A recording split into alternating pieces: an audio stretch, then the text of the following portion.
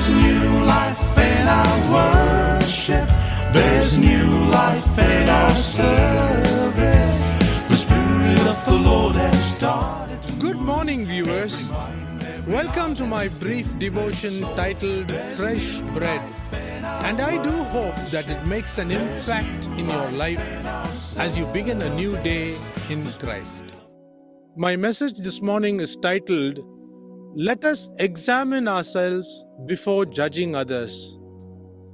This is a very interesting story that I took from a book. Lily was a young married girl who had wrong notions about the way mothers-in-law carried themselves. So after marriage, she was determined to find ways to get rid of her mother-in-law.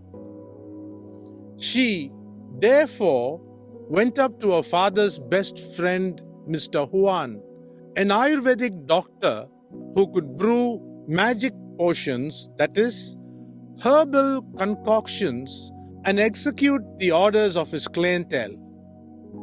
Lily approached him and said, Mr. Huan, please give me a magic potion which would eventually kill my mother-in-law over a period of 6 months. Lily was concerned that if her mother-in-law died immediately, the village people would suspect her hand in it. She, in very simple words, asked Mr. Huan for slow poison.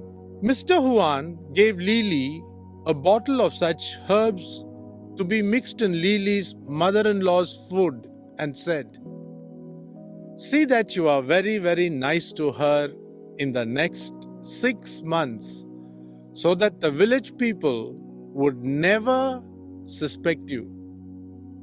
For 3 months, Lily behaved so nicely with her mother-in-law that she slowly began to like her. So she ran back to Mr. Huan and told him, I have started to like my mother-in-law, and could you give me a medicine that can take out all the poison which I have given her in the last 3 months? Lily, said Mr. Huan, when I gave you those herbs, it was not slow poison, but a general health tonic. I knew that the poison was only in you, and your poison had to be slowly removed.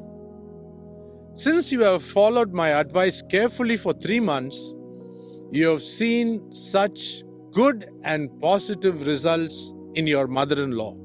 I would advise you to continue to live like this so that you can be happy with her till she breathes her last. The poison need not always be in others, but it could be in us. This is the moral in today's devotion. Think about this and see you tomorrow, God willing. There's new life in our worship. There's new life in our service.